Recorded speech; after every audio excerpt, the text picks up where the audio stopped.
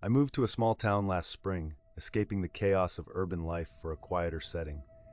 It was a place I had visited often during childhood, memories woven with nostalgia. The town was enveloped by dense forests, the kind that fostered a serene yet eerie atmosphere where mist commonly meandered between trees at dawn. My goal was simple: find solitude, rejuvenate my burned-out senses, and complete my novel. The house was old but sturdy, built by my grandfather decades ago.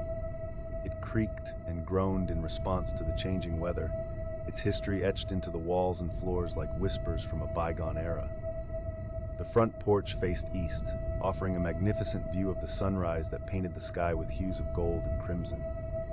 It all started with a sound, or perhaps several sounds. They were subtle at first, soft scutterings and distant taps carried through the floorboards. I dismissed them initially, attributing them to the usual nuances of settling wood, or maybe small critters hiding away in the walls. But as the days rolled into nights, the sounds grew more distinct and deliberate. The atmosphere inside the house became more forlorn with each passing day. Even the sunlit mornings felt heavy, as if an invisible fog had settled over the premises, hanging around like an unwanted guest at a party. The neighborhood was sparse, the closest house a mile down the dirt road, a quaint cottage inhabited by Mrs. Taylor, an elderly widow known for her keen interest in local gossip. One rainy evening, as I sat writing, immersed in the flow of words, a sudden bang erupted from the kitchen. Adrenaline spiked through my veins. I peered cautiously around the corner. The kitchen window had swung open, rain spattering onto the wooden floor. Shivering slightly from the chill, I closed it, securing the lock tightly. Perhaps the wind, I thought, dismissing it once more. A few nights later, I awoke to the soft murmurs of footsteps. Barely audible, they paced above on the ceiling, in the unused attic.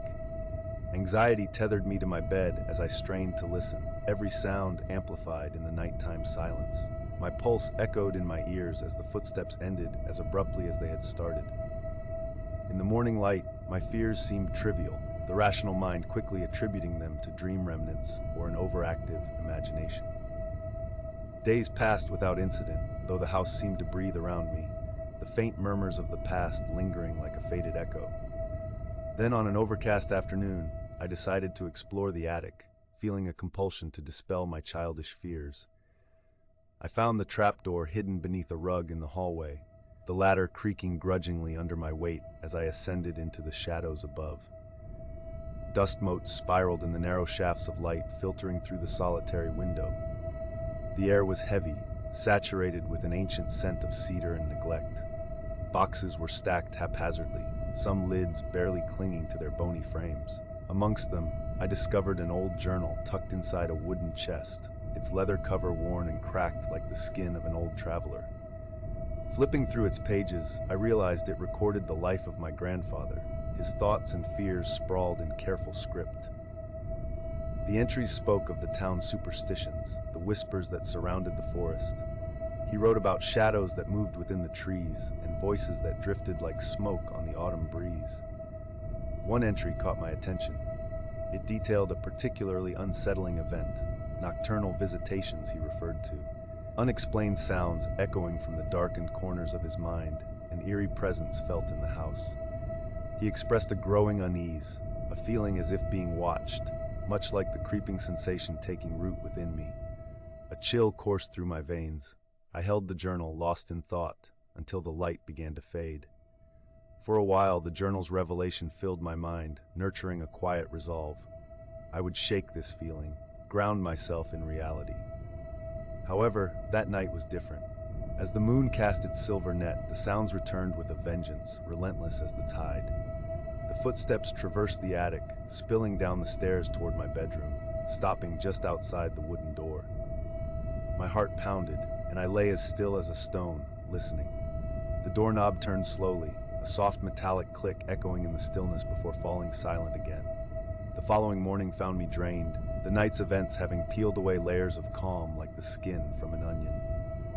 Determined to regain a sense of control, I made my way to Mrs. Taylor's cottage.